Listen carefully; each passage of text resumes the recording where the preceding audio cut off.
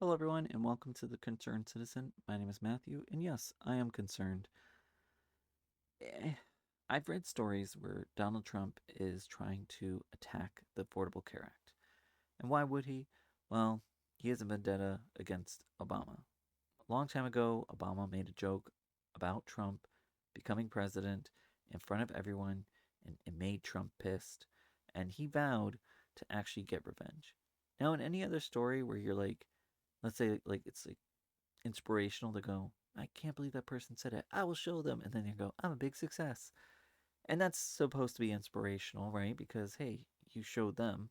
Well, Donald Trump was the woman in that story and sure showed them, but wasn't stopping at just, guess what? My success is my revenge. It's like, no, I will not settle for that. I want more. I'm going to destroy everything that you've ever accomplished. I'm going to throw your name into the mud. I think that's a saying, right? But so what he wants to do is shorten the enrollment period for the ACA, which would be detrimental to individuals getting coverage. He's doing everything he can to try to limit enrollment. And my theories in these areas is that when they cut these programs, when they try to defund, when they try to make the programs less efficient, I saw that there's even a proposal to actually stop the benefit enrollment for Social Security via phone, which would be completely detrimental, especially because lots of these individuals are elderly and also disabled and probably don't want to use online as the form to apply. And we really have to cater to the customers and the individuals in order to ensure enrollment. Let's make it easier for them. Let's meet them where they are. Well, Trump's like, hell with that. We are going to make it difficult. Because then at the end of the day, what they will do, and they're going to play dumb, and people are going to fall for it, but we're not going to fall for it, right? Is that they're going to say, oh, Affordable Care Act, look at it's failing. We knew this would happen eventually. Nothing to do with us, by the way. This has to do with the old administration and how they handle it, and that basically this is a bad program to begin with. And this is just under us. We're going to fix it. We're going to make it better. And then everyone's going to go, yeah, you know what? It does suck. And yeah, it could be better, but not the way that Trump wants it. By further pushing into privatization, trying to undercut how much, you know, the out of pocket expense is for an individual by making them pay more. We've already seen that with drugs under Medicare, reversing that decision. There was somebody who indicated, before I was paying $6 for my prescription, and then I was informed by the pharmacy that because Trump reversing these laws that were passed in these rules, I now have to pay $88 for the medication. That's a huge difference. So I think he's going to do the same with Social Security. Oh my God, look at the wait times. Look how long it's taken to process. This is so inefficient. We need to privatize it. And then, oh, we can't give so much money out of each paycheck because the privatization and administration costs so high. And then it's like, guess what? We're going to close up shop. So I really don't trust them at all. And when I look at all these programs, what they call these entitlement programs that we as taxpayers pay into to help us, we also pay for the government to bail out businesses when they make stupid mistakes that cost the American people, and somehow they still end up being rich. So it made me think, like, we've gotten to this point, and I've mentioned this before, where we just lack empathy, complete empathy. I saw someone post a story, and I want to illustrate it this way by two stories here. I saw someone post this about a 19-year-old football player who drowned in his own stomach acid. He had called his mother. He was not feeling well. His mother was actually on the phone for his last moments, and he goes, I think I'm going to die. I think this is going to kill me. And he then passed away. I saw this comment here, and unfortunately, I'm showing the names here. I apologize. Let's not be mean to the individuals here, but I'll probably cover them up by the time you see it, is this individual indicated cool to somebody's child dying. Someone had died, and this person is saying cool. It just completely illustrates where the lack of empathy is coming from. I've seen people on one hand say, I don't care about you, crocodile tears. I don't care about your suffering. And then at the same time, when it's someone in their circle, someone who agrees with them, when they're suffering, they go, oh my God, this is so terrible. That person's so mean. I can't believe people don't care. I'm like, hypocrite. Um, it's just really sad. I was at Walgreens and I was picking up medication for my boyfriend who had a stroke, and I'm his caretaker along with his mom.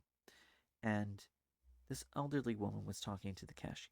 Now, they had been talking quite a bit, and she already had finished her transaction, but I didn't rush. I normally don't like to rush other individuals, even if I did have somewhere to go and it was on my lunch break. I listened and paid attention. This woman had said that her husband had dementia. He was living at home with her. She was his caretaker. A nurse was at home, and it gave her a couple hours to actually get out of the house and do what she needed to do.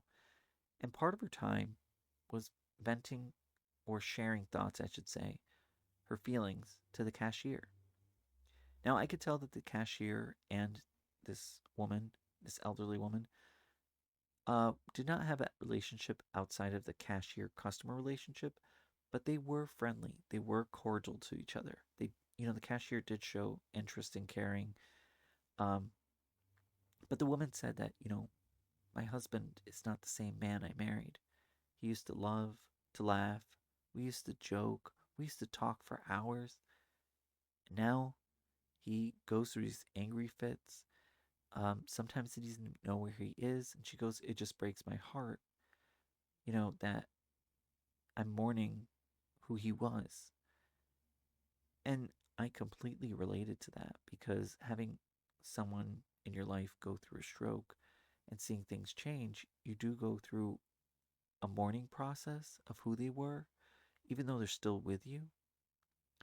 And I felt like hugging her. I felt like I wanted to talk to her and say, listen, I empathize with what you're going through. And, you know, I wish you the best, if you ever need someone to talk to. But I didn't. And I beat myself up about that. It's been months since it happened, but I still remember her in that situation. And I just think about how many people are going about their days every day, even like myself. I go into the store and I remember my boyfriend being with me. I now have to shop alone and it feels lonely. And I picture her in that as well. I take my own experience and try to empathize with the struggles of others. And I feel like we're missing that. I think that Donald Trump and the Republicans have done such a good job at making us look at each other in such a way that makes it seem that we are each other's enemy. And that diverts the attention of where it needs to go, which is Donald Trump, the Republicans, and Elon Musk. Now, I'm not saying to completely ignore the Democrats, right? But I support a lot of the Democrats. I'm not supporting what their actions are, remaining silent. I get pissed off about that, actually. But AOC, Bernie Sanders, Tim Walz, Al Green, just to name a few, I support them. And I believe that we need to get rid of these other Democrats that are staying in the way. There has to be a complete revamp of the Democratic Party. Because I think the reason why people have stopped voting for them is because they have not seen Democrats actually follow through or be up to the fight to actually get the things that they want. And it has left them in a desperate way, trusting people who do not have their best interest, which is Donald Trump and the Republicans. And unfortunately, a lot of people are finding out the hard way that the only reason that Donald Trump would do anything good with the economy is one, it has to benefit him, So when you see prices go down, you have to ask yourself, wait, how many people have lost their job? How many people are not spending? How many people are homeless right now? How many people are struggling even to make ends meet more than they were before?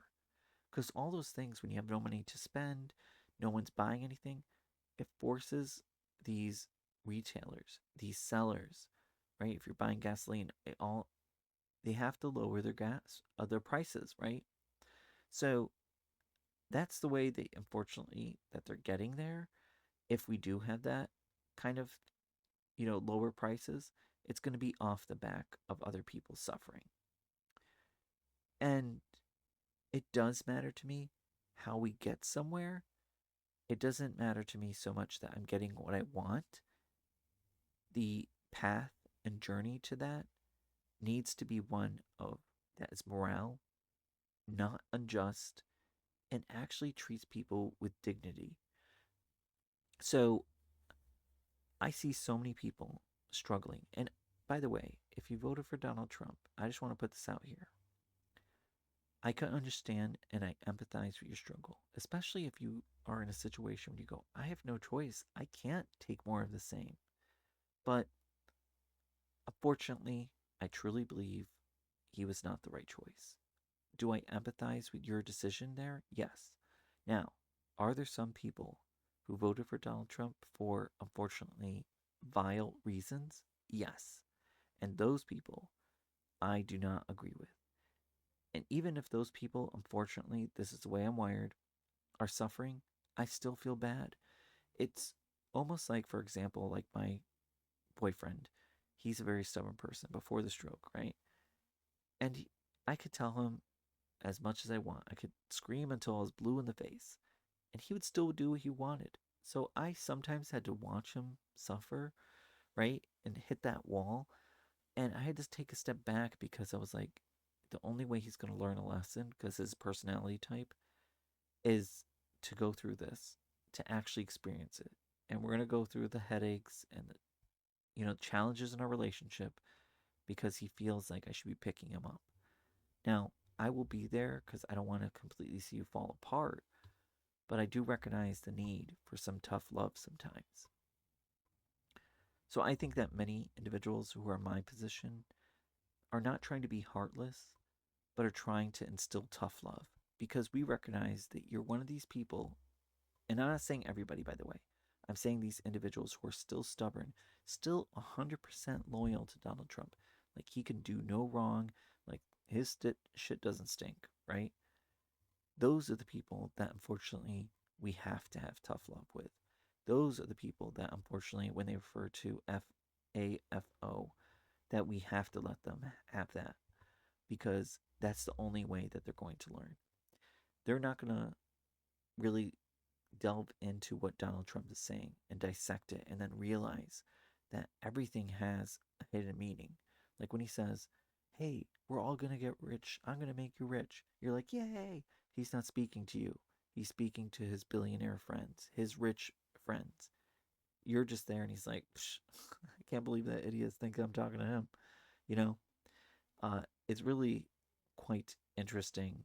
And it's sad, unfortunately, that people are believing that. So if you watch, one thing I encourage you to do on my closing is watch Bernie Sanders speak to the individuals that he is speaking to in these different states. He's going to these red districts and actually hearing them out. And what they're saying is what a lot of people were saying before. People were accusing the Democrats of being kind of naive or just not listening. They're like, hey, the stock market's up. And then everyone was like, but I'm struggling. They're like, but the stock market's up. Stock market only tells me, one, when it's doing well, that businesses are getting richer, right? And yes, it can instill some kind of reflection on the job market, but it doesn't tell me how Americans are doing every day in regards to their expenses because stock market, you can increase your prices and you go, wow, look how well we're doing. And you go, oh my God, the demand and everything. But it doesn't tell me about your employment. It gives a little indication like, oh, it looks like maybe you're having lots of demand. Your stocks are going up. You're going to have to hire more people. But doesn't say how the American people are struggling with affording groceries and that. So I always hated that kind of measurement. Now the Republicans are doing it and say, we don't want to hear your complaints. We're not going to even have a town hall with you. I did see that Tim Walz indicated that he is going to have kind of town halls with individuals for them to air their concerns. So that's huge, and he's going to places where the elected Republican leadership have abandoned their constituents, that they're not letting them talk. They're not listening to them anymore because they're tired of hearing their complaints, because it goes against their loyalty, one, to Donald Trump, and two, to their pocketbook. So, really terrible situation. Let me know what you think. And I truly mean this when I say this. I hope that you're well. I hope that you're safe. I hope that you don't have to suffer. I hope that you advocate for your fellow American citizens and do that over the billionaires and the rich corporations. Really think that we are in this boat together and we can actually advocate and demand the government work for the people.